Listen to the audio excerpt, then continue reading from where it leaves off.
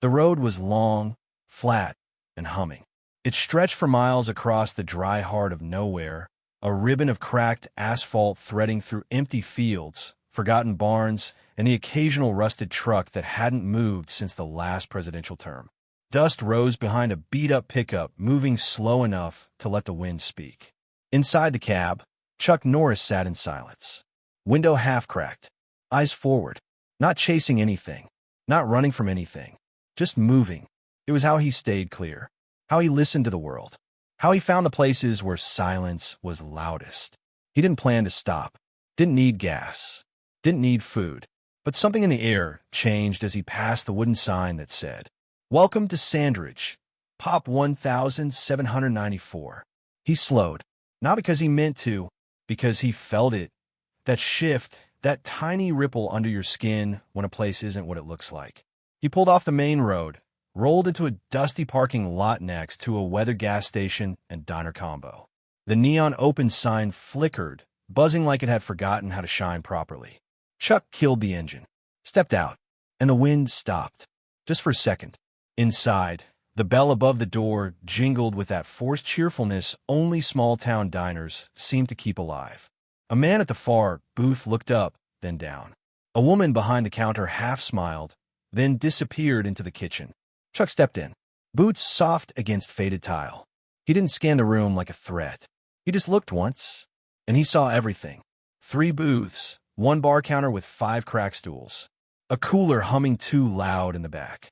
And at the register, a young woman, no older than 20, dark circles under her eyes, blonde hair pulled into a loose braid that was fraying at the edges like she hadn't had time to look in a mirror. Her name tag read, Jess. She smiled at him, too quickly, too perfectly, and it didn't touch her eyes. "Hey there," she said. "Can I help you?" Chuck gave a single nod. "Coffee." She poured it before he finished the word. Hands practiced, smooth, but shaking, just a little. He noticed. She handed him the cup with a napkin underneath it. But not just a napkin. Something slid under his fingers. Paper. Folded. Light. He took the cup without saying a word, nodded his thanks, and turned toward the corner booth, the one where he could see every angle without being seen. He sat, unfolded the note under the table. It was small, torn from a receipt roll. 2 words, written in tiny, panicked pen strokes. "Please help me." No punctuation, no name, no explanation. But the desperation in the handwriting said more than the words ever could. He didn't look back at her, didn't give away the read. He just sipped his coffee and listened. Jess moved behind the counter like she was on autopilot, pouring soda, wiping down a spot that didn't need cleaning, laughing at something the man in the middle booth said. But her eyes, when she thought no one was looking, darted to the door, then to the back hallway, then down.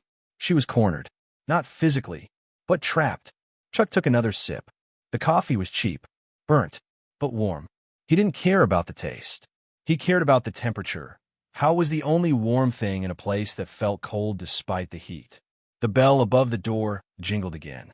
3 men entered, loud, laughing, all wearing matching jackets with a patch on the back. A black snake with a red tongue wrapped around sheriff's badge. They weren't deputies. Not really. But they wore the town like a badge, like no one ever told them no. They nodded at Jess. One of them winked. She didn't react. That was the reaction Chuck was watching for. They took the corner booth opposite his. Close enough to smell their cologne. Close enough to hear one of them say, "Hey, sweetheart, got that cherry pie I like?" Jess nodded. Coming up. Her voice was steady. Her hands weren't. She reached for a plate, dropped the fork, bent to pick it up, and when she stood back up, her eyes locked with Chuck's for just 1 second. And in that second, she said 1,000 things without speaking. "They own this place. No one helps me. I don't know what to do." Chuck nodded. Slight, almost imperceptible. But she saw it, and something behind her eyes relaxed. Just a breath. The man at the booth closest to the door got up to pay.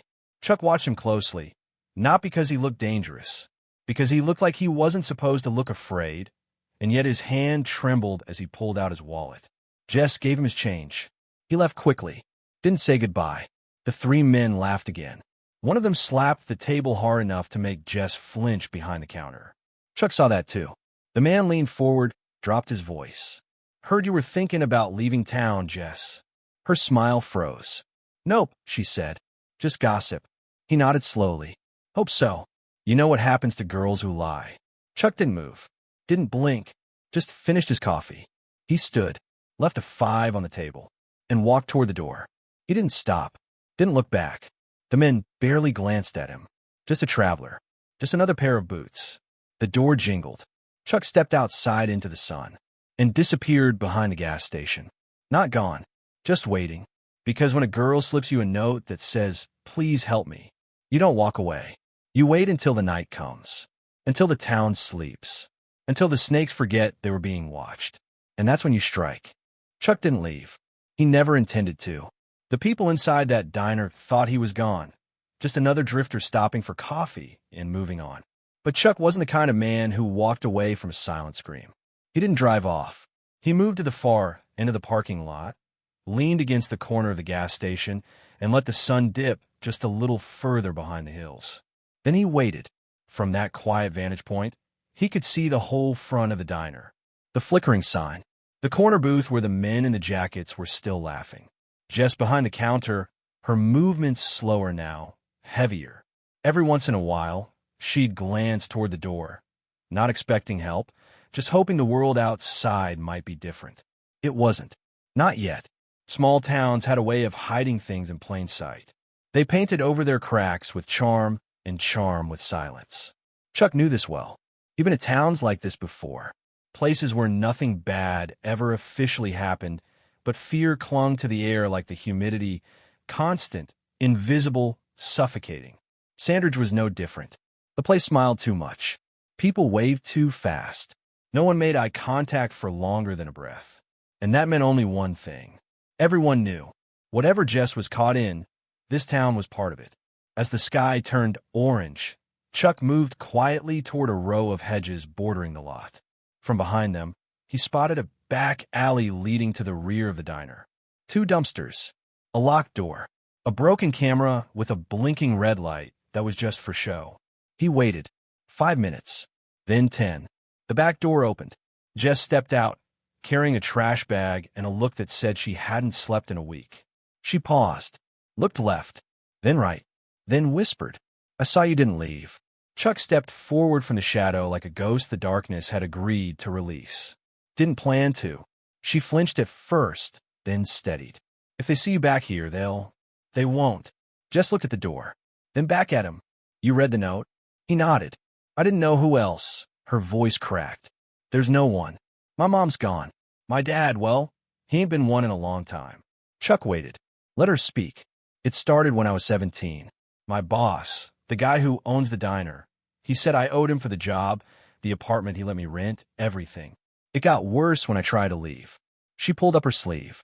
Bruises. Fading. Finger-shaped. He said if I ran, someone else would get it worse. I stayed. I thought it was helping. But now, her voice dropped. Now they bring girls in. Just for a few days. Never the same ones twice. I don't know where they go after that. Chuck's eyes narrowed. You seen them? Jess nodded. One's in the back right now. Locked in the old freezer. They keep her drugged. She cries in her sleep. She looked up, finally meeting his gaze. I don't want to be brave. I just don't want to be part of it anymore. Chuck stepped closer. You're not. Just looked like she might collapse. But Chuck's voice had a gravity to it. The kind that held people up when everything else tried to pull them down. They come back every night around 9, she said. Same truck. Same driver. They pick her up and disappear. Chuck nodded once. Not tonight. As Jess slipped back inside, Chuck moved like smoke, silent, low, unseen. He circled the diner. The Snake logo truck was still parked at the far end of the lot. He took note of the license plate, memorized the wear on the tires, the dent in the rear bumper. He wasn't just watching. He was recording. Back behind the gas station, Chuck found a side entrance to the small connected shop. The clerk, a bored teenager, didn't even glance up as he walked in. But the older man in the corner, clearly the owner, looked up too fast, then looked away too quick. Another crack in the town's mask. Chuck grabbed a soda, paid in cash, didn't say a word. The owner handed him change with a smile, a second too wide. Passing through, Chuck shook his head slowly. I'm where I need to be, and walked out. At 8:47 p.m., the lights in the diner flickered twice. Jess was cleaning. The men in the booth had gone. The only one left was the man with the tattooed hands, the one who'd said, "You know what happens to girls who lie." He stared at Jess like a dog waiting for a command. And when she moved to the kitchen, he followed. Chuck was already behind the building. He heard a door click. Footsteps. A muffled voice. "You didn't talk to him, right?" "No." He looked at you funny. "He's gone." "He better be." Chuck's hand hovered over the back door handle, then lowered. "Not yet. Not until the driver arrived." At exactly 9:03 p.m., the truck rolled in. Same sound. Same screech of brakes. The driver was heavy-set, thick-necked, with mirrored glasses and a smirk like he thought the world owed him something. He climbed out, lit a cigarette, knocked twice on the back door. Jess opened it. He grinned. "Got a treat for me tonight?" "She's ready," Jess said quietly. The driver took a step forward. Chuck was already moving. From the shadows, fast, silent, efficient. One hand grabbed the man's wrist. The other pressed into the back of his neck. The cigarette fell. The man collapsed, unconscious before he hit the gravel. Chuck opened the freezer door. Inside, a girl no older than 16 blinked against the light. Eyes red, skin pale, drowsy but conscious. Jess knelt beside her. "You're okay now. You're okay." Chuck stepped back. Let Jess guide her. Let her be the one to deliver freedom, because she had earned that redemption. He turned, walked to the driver, checked his ID, took his phone, then opened the truck. Inside, zip ties, rope, and a list of drop-off addresses. He memorized every single one. The man with the tattoos came bursting out the back door, too late. He saw the open truck, the driver down, Jess helping the girl. Then he saw Chuck, and for one stupid second, he thought he was still in control. "You have no idea who you're messing with," he snarled. Chuck didn't answer. He just walked toward him, step by step, measured, silent. The man pulled a knife. Chuck didn't flinch, didn't speed up. He stepped inside the swing, took the man's wrist, and twisted. There was a snap, then silence. The man went down, hard, and didn't get back up. Sirens wailed in the distance. Jess looked up, panicked. "No, no, they'll arrest her. They always do. They say she's a runaway." Chuck didn't move. "They won't." "How do you know?" Chuck handed her the driver's phone, still unlocked. "Call this number. Ask for Agent Roy. Say Chuck sent you." Jess hesitated. "Trust me," Chuck said. And she did. For the first time in years, she did. When the cruisers rolled in, lights blazing, Jess stood in front of the girl. Hands raised. Chuck was already gone. The sheriff stepped out. New face, unfamiliar. Agent Roy was beside him, flashing a badge so fast it made the deputies pause. "We've been waiting for this," Roy said. He turned to Jess. "He was here." She nodded. "Then we're going to take care of this." That night, the stars came out over Sandridge. The diner was closed. The back lot was empty. The Snake Jacket boys didn't come back. They never would. And on a hill just past the city limits, Chuck stood next to his truck, watching, waiting, making sure. And when the lights in the diner went dark and the wind picked up again like the world was breathing for the first time in years, Chuck got in, turned the key, and drove on. The next morning, Sandridge looked the same. The diner reopened. The open sign buzzed. The same coffee burned in the same pot on the same warmer. But something had changed, and the town knew it. They just didn't say it, because the ones who smiled too wide were quieter now. And the ones who once looked away, they looked up, just in case he came back. Chuck was already miles away, but his shadow lingered. Not like smoke, like weight. He didn't leave town because the job was done. He left because it had just begun. The man in the truck wasn't working alone. The phone Chuck took from him, now wiped and destroyed, had led to a chain of names. Numbers, cities, routes, and one stood out. A location buried in the edge of a state line, where counties blurred and no one asked too many questions. It was called Pine Ridge, but the locals didn't call it anything. They just avoided it. Chuck arrived just after dusk. No welcome sign this time. No gas station. Just a dirt road and a gate that wasn't locked, because no one foolish enough to enter came back. But Chuck wasn't foolish. He was awake. And the thing about monsters is they forget what it feels like when prey fights back. He drove slowly, lights off, eyes on every tree lean. This wasn't just a hideout. It was a staging point, an operation. He could feel it. No voices, no motion, but the quiet was wrong. Too perfect, too placed. The stillness of men who thought they were safe. He parked the truck under a tree, slipped into the woods on foot, and moved like a shadow that learned how to breathe. As he approached the edge of the clearing, he saw it. A long warehouse. Lights dimmed, cameras turned inward. A perimeter fence that had more gaps than security. It was sloppy, but not because they didn't care. Because they didn't expect anyone to come looking. Especially not someone who didn't wear a badge. Chuck waited, watched. 3 men patrolled the lot. None armed, at least not visibly. One was on a phone, pacing. Another smoked, tapping ash onto the dirt. The third leaned against a wall with the ease of someone who had done this 100 times and still thought he'd never pay for it. Chuck didn't move. He didn't charge. He listened, because violence without truth is chaos. But truth with timing? That's justice. At 9:16 p.m., a black van pulled in. Chuck's pulse didn't change. He crouched lower, breathing through the earth, eyes locked. The van door opened. 2 girls stepped out, young, scared, disoriented. A third figure followed. A woman, late 30s. Not afraid, not confused. She was in charge. Chuck narrowed his eyes. She spoke to the men like she'd trained them. Sharp, controlled. Same drill. Quick load. No talking. No names. One man nodded. We got a call last night. Someone hit Sandridge. She froze. You hear who? Some drifter. Nobody knows. But he took out Troy. Broke Dave's wrist. Feds showed up 2 hours later. The woman's face didn't change. But her voice did. Then we're moving faster. Tell Central we're skipping 2 stops. Chuck's fist clenched. Central. There was more. A network. This wasn't just a pit stop. It was part of a machine. And he just found a gear he could break. The girls were herded inside. The van turned off its engine. The woman disappeared behind a door with a keypad.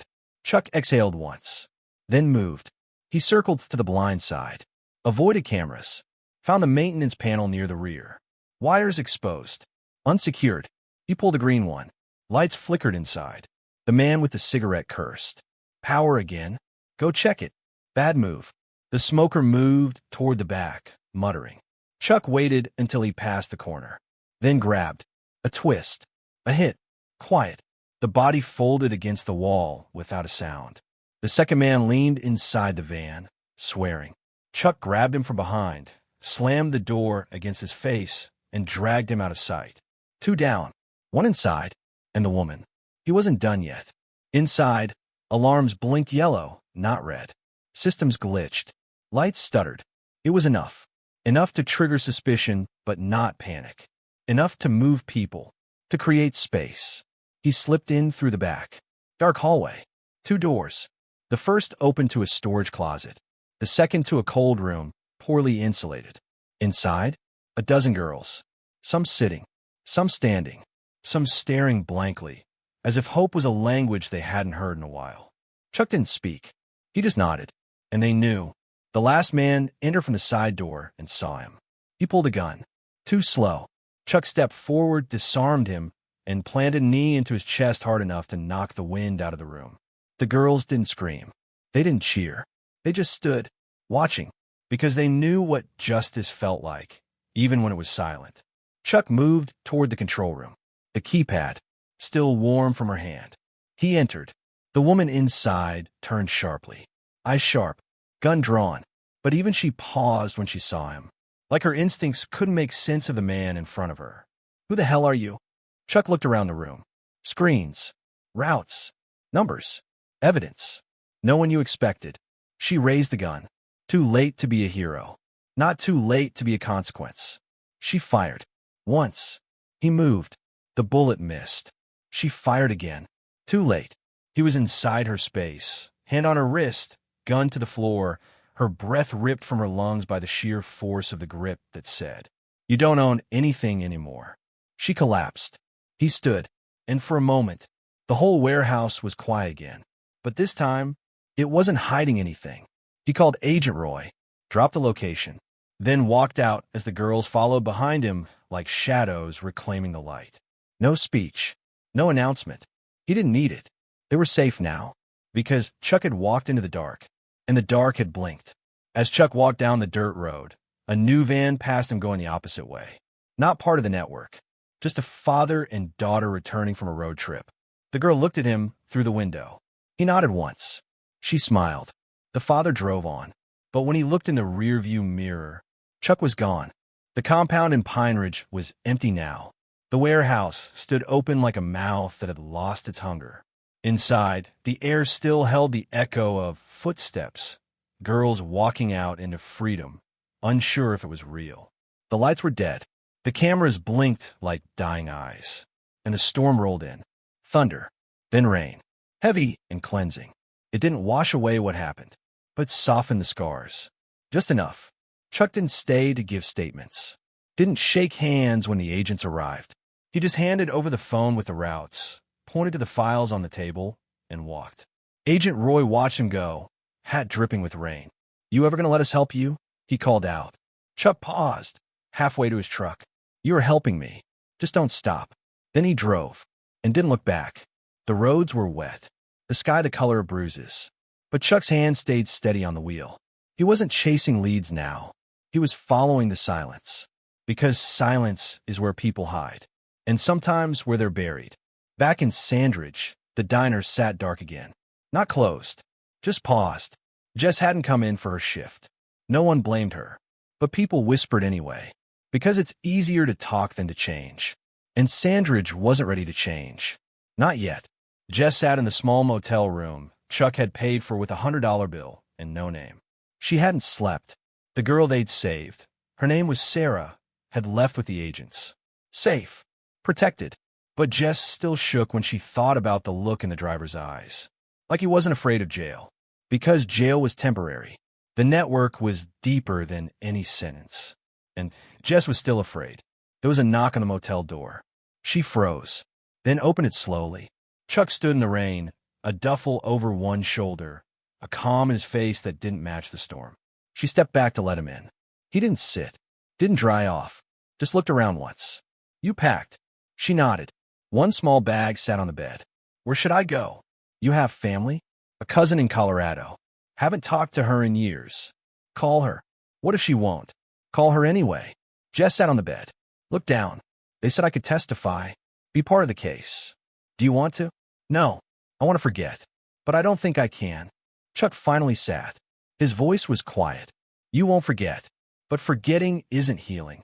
Then what is?" "Living anyway." He handed her an envelope. Inside cash. More than she'd seen in one place. "What is this?" "Freedom. For now." "Where did you get this?" "Doesn't matter." "It does to me." Chuck looked at her. "You asked for help. This is help. No strings. No IOUs." Jess nodded. Wiped her face. "Will I ever be brave enough to help someone else?" Chuck stood. "You already did." Then he left. The storm outside grew heavier. It was the kind of rain that soaked through your soul. But inside Jess's chest, something had dried. Resolved. She picked up her phone, called her cousin, and when the voicemail beeped, she said, "Hey, I don't know if you remember me, but I'm trying to remember myself. And I was wondering if I could come home for a while." She didn't know what would come next. But for the first time in a long time, she believed there was a next. Chuck didn't sleep that night. He rarely did. He drove through the storm, past closed gas stations and flickering stoplights, until he reached the next town. It was always the next town. A new face. A new silence. He stopped at a 24-hour diner. Ordered coffee. The waitress was kind. Genuine. But tired. Chuck looked around. A man in the corner booth yelled into his phone. Another customer stiffed the tip jar. The cook shouted at the dishwasher. And the waitress? Smiled through all of it. Chuck left a $100 bill under the mug and walked out. Because sometimes helping doesn't look like kicking down doors.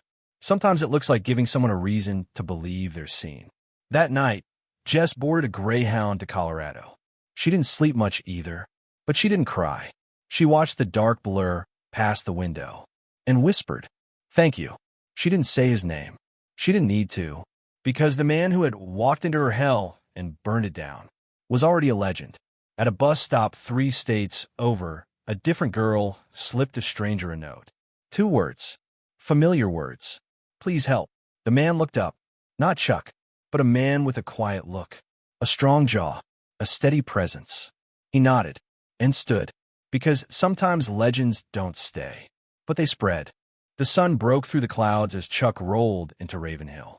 Another town, another name with charm on the outside and something rotting underneath.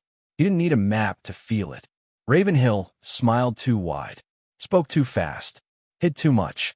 Chuck pulled his truck into the back corner of a gas station lot and sat for a moment, letting the engine hum itself quiet. There was a stillness here, but it wasn't peaceful. It was the stillness of a place waiting for something to happen, or afraid that it already had. He walked into the station. No bell, no music, just a bored teenage clerk scrolling his phone and a quiet hum of a cooler that buzzed like it was trying to distract itself from its surroundings. Chuck grabbed a bottle of water, paid in silence. And on his way out, he passed a wall of missing persons flyers. 6 faces. For girls. 2 boys. All under 20. He paused. Stared at one. A girl named Mia Lunsford. 17. Last seen near Ravenhill 5 weeks ago. The paper was weather-worn, but someone had replaced the tape recently. Someone still cared. Chuck took out his phone and snapped a photo. Just in case. Back in the truck, he didn't drive off. He just sat there, thinking, listening. And that's when he noticed it. Across the street. A building that looked like it hadn't opened in years, but had fresh tire tracks out front. A crooked sign above the door that read, Fisher and Company. Shipping. No trucks. No employees coming or going. But cameras? Plenty. Too many. Chuck watched. For 20 minutes. Then turned the key. Not to leave. To circle. To get a better look.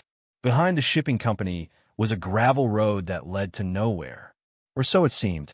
He followed it slowly, eyes scanning the tree line. Then he saw the gate. Chain-locked. Rusted. But the weeds were bent. Used recently. And beyond the gate, past the overgrowth, he saw a cabin. One light on. A figure moved past the window. Chuck killed the lights. Parked half a mile back. And started walking. He moved low and quiet, like a man whose boots had memorized the sound of silence. As he approached, the light inside flickered. The back door creaked open. 2 men stepped out, speaking in clipped tones. Chuck didn't get closer. He didn't need to, because the moment one of them lit a cigarette, Chuck saw it. A patch on the jacket. Faded. The same emblem from Sandridge, a black snake around a badge. Same group. Still alive. Still working. Chuck retreated, circled back to the front of the property, and found an overlook. He sat, waited, watched them, until sunrise. That morning, the van arrived. Same style. Same sound. Different plates. Chuck took photos. The girl they pulled from the van didn't resist. But she didn't walk on her own, either. Head down. Shoulders slumped. Numb. They moved her into the building like luggage. Chuck's jaw clenched. Not from anger. From focus. Because he'd seen enough. It was time to cut deeper. He drove to the local library. Small. Empty. A kind woman at the desk offered coffee. Chuck declined. He used the public terminal. Searched for Fisher and Company. Nothing. Then searched for the owner of the property. Marla G. Hensley. No public photos. No social media. But a court record popped up. 2 years ago, arrested for operating without proper licenses. Charges dismissed. Chuck dug deeper. Found the name of the judge. Same name from 2 other dropped cases. A pattern. Chuck smiled just barely. Let's see what you're hiding, Marla. That night, he returned. Not to watch. To enter. He moved through the trees, avoiding cameras, bypassing the gate, crossing the perimeter as if it had opened for him. The cabin was quiet. But inside, he heard footsteps. He waited for the wind to cover his entrance. Then slipped in through the back. The hallway was lined with boxes. Not labeled, but padded. He opened one. Inside, phones. IDs. Shoes. All young women's. All neatly packed. Evidence. He took photos. Then continued forward. The sound of voice reached him. Soft. Speaking like she was alone. He peeked into the room. It was her. The girl from the van. Sitting on a cot. No restraints. But no freedom. She was talking to herself. Singing a song under her breath. Chuck stepped in. She didn't scream. She looked up. Eyes wide. Tired. Are you here to move me again? Chuck knelt beside her. No, I'm here to end it. She blinked. Are you a cop? Something older. He guided her out the back, found her shoes in one of the boxes, helped her put them on, then walked her to the tree line and gave her a phone. Press 1. Tell them your name. Stay hidden. She nodded, didn't ask questions, because she saw something in him. Not safety, certainty. Chuck turned back to the cabin. This time, he wasn't quiet. He wanted them to know. The two men inside heard the door open and came out fast, hands on weapons. Chuck was faster. The first dropped before he drew. The second got a word out, not even a full threat, before he tasted gravel. Then came the voice. From inside. Who the hell? Marla Hensley stepped into view. Not what Chuck expected. Tall, composed, cold. She didn't scream. She didn't run. She looked at Chuck like she was still in control. You're making a mistake. Chuck tilted his head. So were you. She tried to explain. Tried to claim the girl was a runaway. That Chuck didn't understand. That there was no proof. He didn't answer. Just held up the photos. The evidence. The girl's shoes. The names on the boxes. The silence that followed was louder than her lies. Chuck walked her out, tied her hands with the cable from the back room, placed her in the passenger seat of her own van, then called Agent Roy. Again. Ravenhill. Warehouse front, cabin rear. Names on file. Copy that. You okay? Getting there. He left before they arrived. By the time the news caught up, it was too late to spin. Too much evidence. Too many victims. They called it a major breakthrough in an underground trafficking network. But Chuck didn't read the headlines. He was already gone. Somewhere in a roadside cafe, he ordered coffee, watched the world move, and waited, because the fire beneath stillness doesn't roar. It waits, and when it rises, no one's ready. Back in Ravenhill, the sheriff looked through the confiscated evidence, then picked up a note someone had left at the cabin, written on plain paper. One sentence. You were always being watched. He crumpled it, but the chill in his bones didn't fade, because even now, he didn't know where Chuck was, only that he was out there, and someone was next. Freedom isn't fireworks. It isn't loud. It doesn't explode across the sky like a rescue movie or sing like the climax of a song. Freedom, real freedom, the kind that matters, is quiet. It comes in fragments, in deep breaths, in blinking without fear, in opening doors and not checking who's behind them. That's the kind of freedom the girls rescued from Ravenhill were learning to live with, and the kind of silence Chuck Norris had left behind. The cabin was empty now, but something new had taken its place, a calm that felt earned. The local paper published a story the next day. Trafficking operation crushed, dozens freed, ringleader arrested. No name mentioned Chuck, not because they forgot him, but because they didn't know how to write about something that didn't ask for recognition. Something that just came in the dark and left it with the lights back on. In Denver, Jess stood at a window in her cousin's apartment, watching the snow melt down the edge of the glass. A mug of tea in her hands. She still woke up sweating sometimes, still flinched at loud voices in crowded rooms. But every day it got a little easier. She had a part-time job now, answering phones for a small bookstore. Quiet work. Honest hours. She used her real name on the paperwork. For the first time in years. She got a letter a week ago. No name on the envelope. Just a handwritten message inside. Keep going. They're watching you now, but not in the same way. Folded with it was a small note. A Polaroid of a girl named Sarah, smiling, laughing, holding a puppy in the arms of her foster family. Jess cried for 20 minutes. Not from sadness, but from the truth that someone had kept their promise. Someone who didn't even leave a name. Chuck watched from the roadside a few towns over. He never followed. He just checked in, quietly, because some people aren't meant to stay. They're meant to make sure others can. He pulled into a small repair shop outside of Dodge City. His truck had a rattle he didn't trust. The mechanic, a young guy, maybe early 20s, looked up from under the hood of another car. Problem? Just a noise. I could take a look. Chuck nodded. He waited outside as the kid worked. Didn't ask questions. Didn't speak. Just watched. The kid came back out 10 minutes later, wiping his hands. Loose bracket. Nothing serious. I tightened it. Chuck reached into his jacket to pay. The kid shook his head. No charge. Chuck paused. Raised an eyebrow. Why not? My sister was in the paper, the kid said. From that Ravenhill mess. I don't know what happened. Not really. She won't say. But she came back different. Like she believes in people again. He met Chuck's eyes. She said someone came for her when nobody else would. You don't have to say anything. I know it was you. Chuck didn't reply. He just nodded once. And drove. In a government building 2 states south, Agent Roy clicked through files. Photos. Documents. Statements. But one folder stayed open longer than the rest. The one labeled Norris, Charles R. Known aliases, not applicable. Known accomplices, not applicable. Status, off-grid. There was no mugshot, no social media, no official records newer than 1993. Just a single line typed at the bottom of the page. Operates alone. Does not seek attention. Seems to act only when needed, and always disappears. Roy leaned back in his chair and smiled. That's one way to be remembered.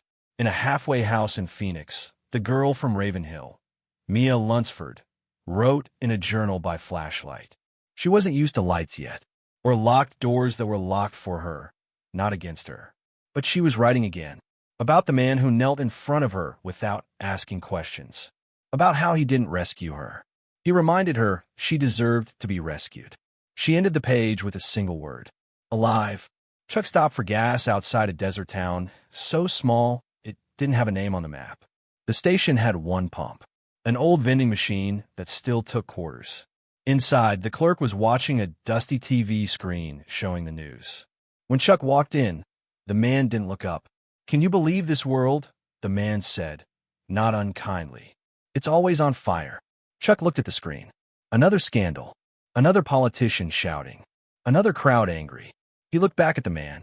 Then someone has to learn how to fight fire without making more of it. The clerk blinked. Chuck placed cash on the counter and left. That night, he camped in the canyon outside town. No motel, just stars. Just the sound of the wind across rocks that had stood longer than any government or gang or bloodline. He built a small fire, not for warmth, for light, because even he needed reminders sometimes. Not of what he had done, but of what he still had left to do.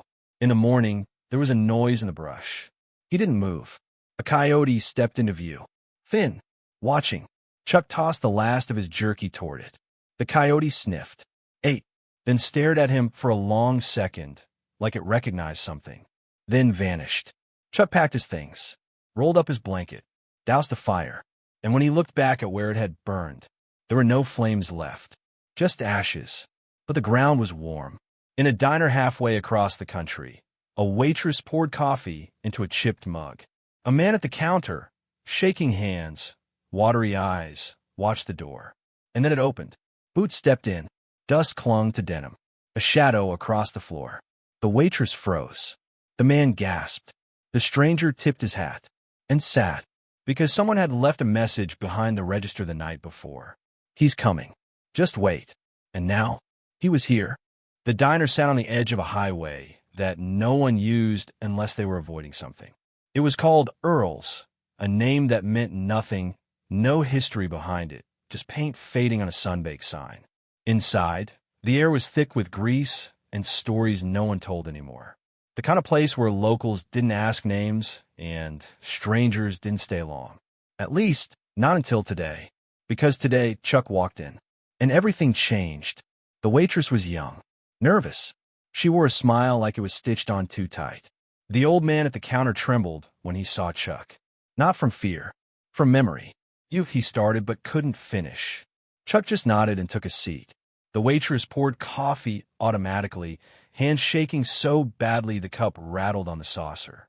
Chuck caught it with one hand. Steady. Calm. Thank you. 2 words. Enough to ease her hand just a little. The diner's usuals watched him. Sideways glances. Half-finished whispers. One man got up and left without paying. Another pretended to be on his phone, screen dark. Chuck said nothing, but the room felt different now, like a fuse had been lit and nobody wanted to admit they saw the smoke. The old man finally found his words. I didn't think you were real. Chuck sipped his coffee. Not many do, not until I'm sitting in front of them.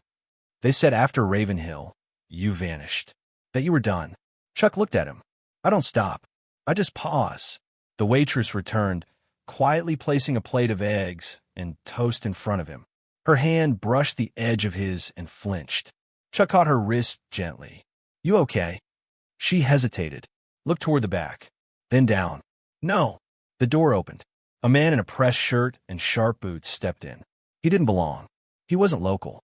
His smile was wrong, full of teeth, but no warmth. He walked straight to the counter and leaned on it like he owned it. "Morning, everyone."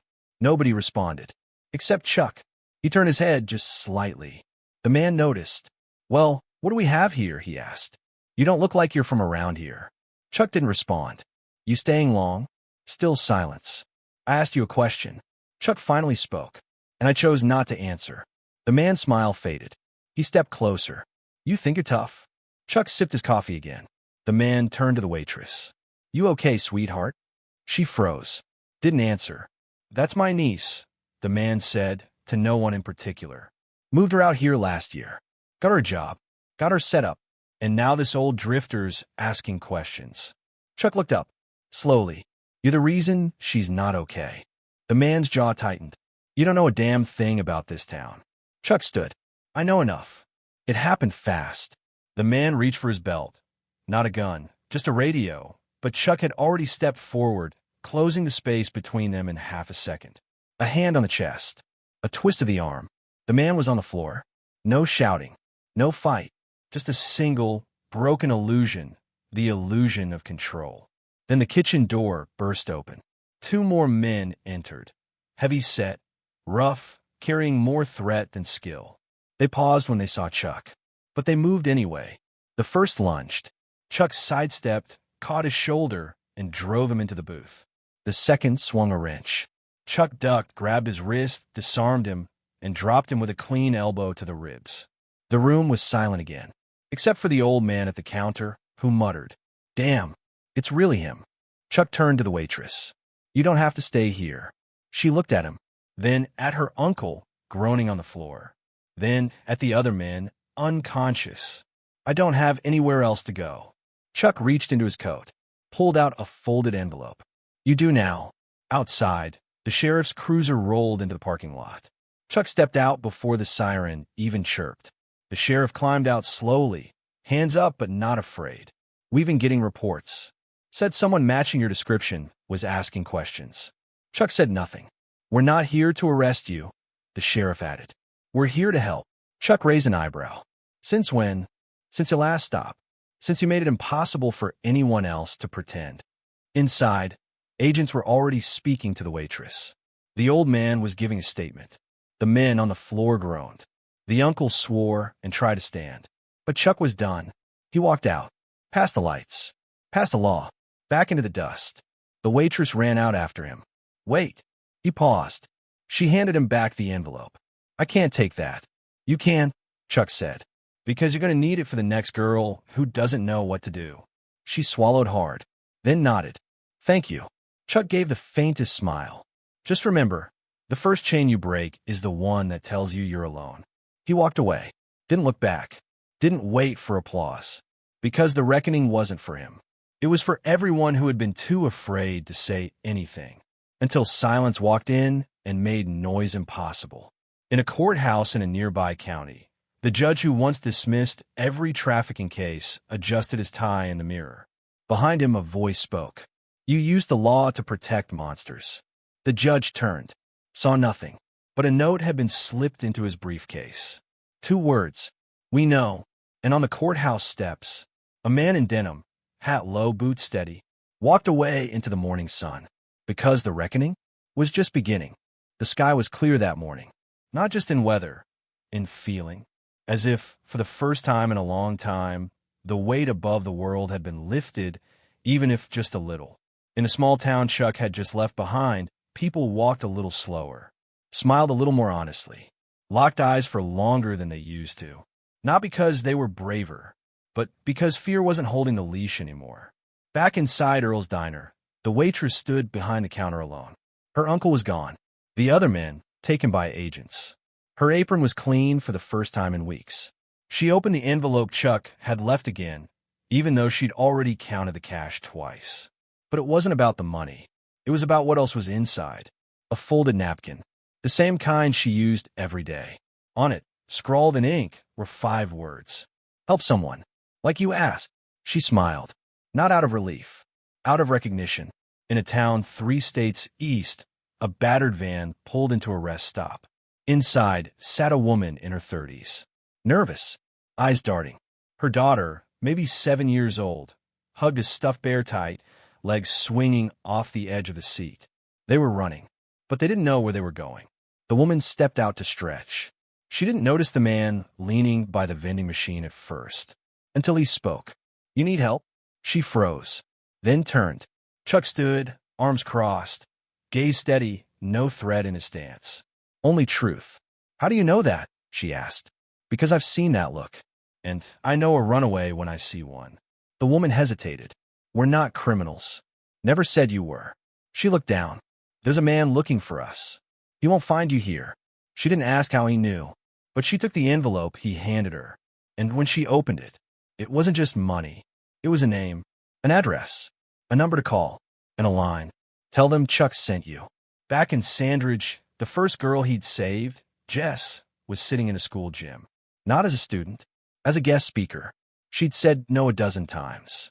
Said she didn't know what to say. But when she stood in front of that microphone and saw 20 young faces looking up at her, expecting nothing but hearing everything, she began. There was a day when I thought no one was coming. That even if I screamed, it wouldn't matter. That's the worst kind of silence. Not the kind that's forced on you, but the kind you accept. She paused, looked toward the gym door. Imagine the silhouette standing there, just for a second. But someone did hear me. And now, it's my job to hear others. The crowd applauded softly. Jess smiled. Chuck didn't hear that applause. He was already on the road. He rarely stayed to see the results. Not because he didn't care, because he knew some victories needed space to grow. And some seeds only took root when the shadow that planted them was gone. He passed through a town called Bellwood. Didn't plan to stop, but saw the sign for a shelter. Second Light Women's Center. He parked anyway. Walked in. The receptionist blinked when she saw him. Not in fear, in recognition. Are you? He raised a finger. No names. She smiled, nodded. You checking someone in? Dropping off supplies. He carried in a box. Clothes, hygiene kits, books, flashlights. At the bottom, an envelope with no return address. Inside it, enough money to keep the lights on for 6 more months. The director wept quietly when she saw it. Chuck was gone before she finished thanking him. One night, alone under a wide Montana sky, Chuck sat at a fire. No one around. Just stars like scattered truth across the black. He pulled something from his coat pocket. An old photograph. A woman holding a baby. His wife. His son. Gone now. Long gone. But still with him. Always. I think I'm getting close, he whispered to the photo. Not done, but close. He placed it back in his coat and stared at the flames. The fire didn't rage. It didn't consume. It just burned steady. Like him. In a federal meeting room, Agent Roy stood at the head of a long table. On the screen behind him, a map, dotted with pins. Each pin, a place Chuck had been. A case closed. A girl saved. A life rerouted. The agents around him listened. We don't know where he'll show up next. But we don't need to. He pointed to the pins. These are proof. He's not a myth. He's a man. A dangerous one. A necessary one. Another agent raised a hand. What do we do if we find him? Roy smiled. We don't. We let him find us. In a truck halfway to nowhere, Chuck drove. Past cities. Past borders. Past broken places on the mend. And wherever he went, justice followed. Not the kind that shouts. The kind that waits, watches, and acts when the world goes quiet. One more town. One more stop. A new diner. Different girl behind the counter. Same eyes. Same fear. Chuck ordered coffee. And waited. And when she slid the cup toward him, he felt it. Underneath the saucer. Folded. Small. Familiar. He unfolded the paper slowly. For words this time. Please. Don't let them. He folded it back up. Not at once. And stood. Because even now, even after everything, someone was always asking. And Chuck Norris always answered. The end.